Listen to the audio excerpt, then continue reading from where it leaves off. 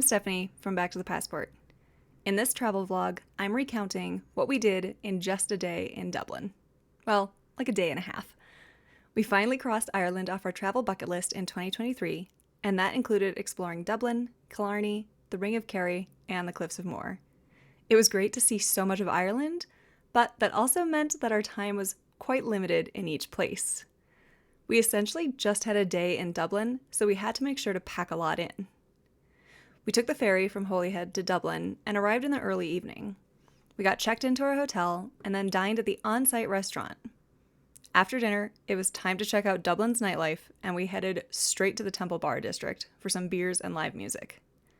We found a great spot, Keys, where a musician was playing a fantastic mix of 90s and early 2000s jams, as well as some traditional Irish pub music.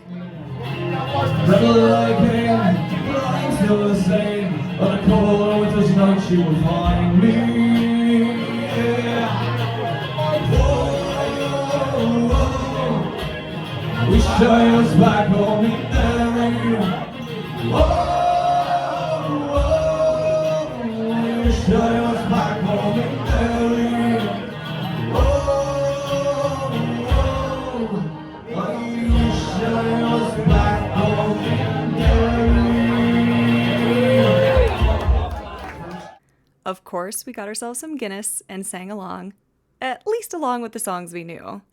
It was exactly what we were expecting on our first night in Dublin. We also did go out on a night when Ireland was playing football against the Netherlands, and unfortunately lost, but we were in our green cheering them on anyway, and everyone was having a great time. The next day, on our real full day in Dublin, we started off at 8:30 in the morning with a guided tour of Phoenix Park. We had time to get off the bus at the park, though it was raining, so most of us just snapped some pics and got back on the bus.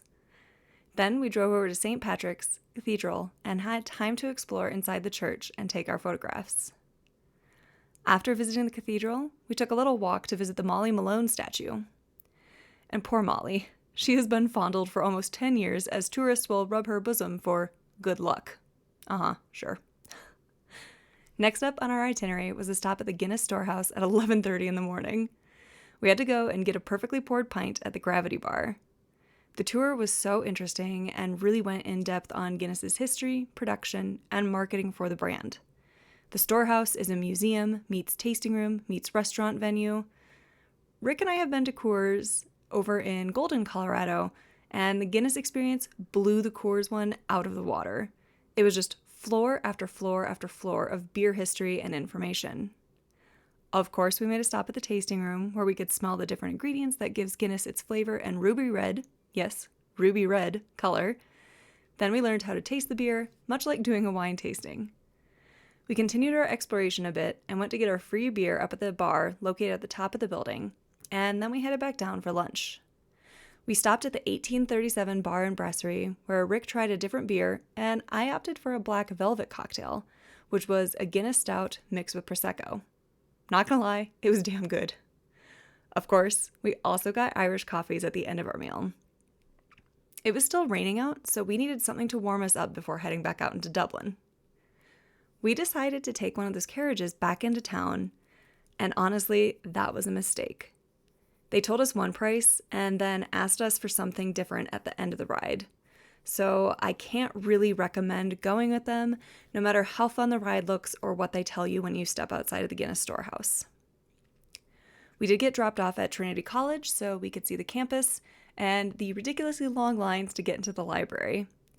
We were both full of beer and wanted to dry off before dinner, so we took a nice long stroll back to the hotel. That night, we were booked on an excursion with our tour group, the traditional Irish dinner and show at the Merry Ploughboy pub from 6 to 10 p.m. This was really fun, as we got both live music, singing, and dancing, and dinner. The dinner is a set menu, and I opted for the cheese plate starter, the fish for my main, and then we all got apple pie for dessert.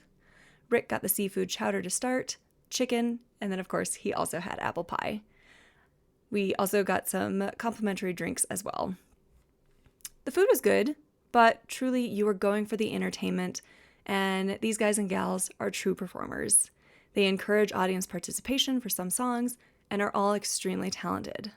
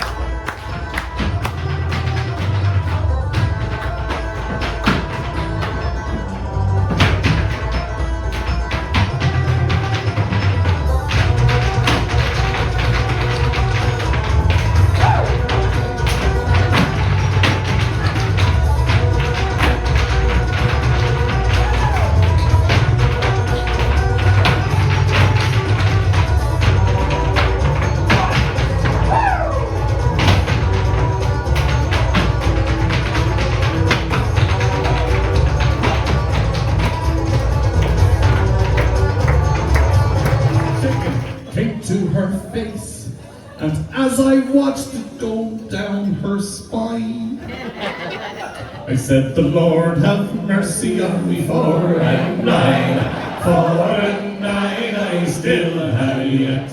4 and 9, I'll never forget.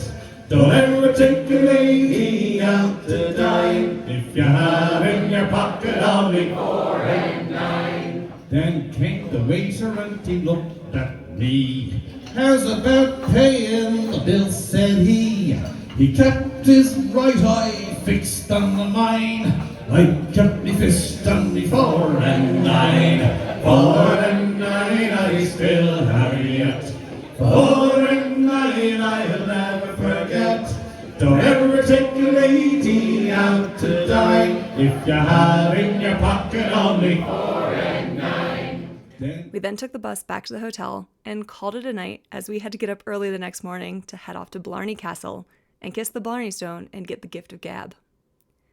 We cannot wait to go back to Dublin to continue to see more of this iconic city. So please share your recommendations of what we need to do next time we're in Dublin by leaving a comment below. We truly cannot wait to get back there and see more of this city. Please also feel free to check out our travel blog at backtothepassport.com. Thanks for watching. Ciao!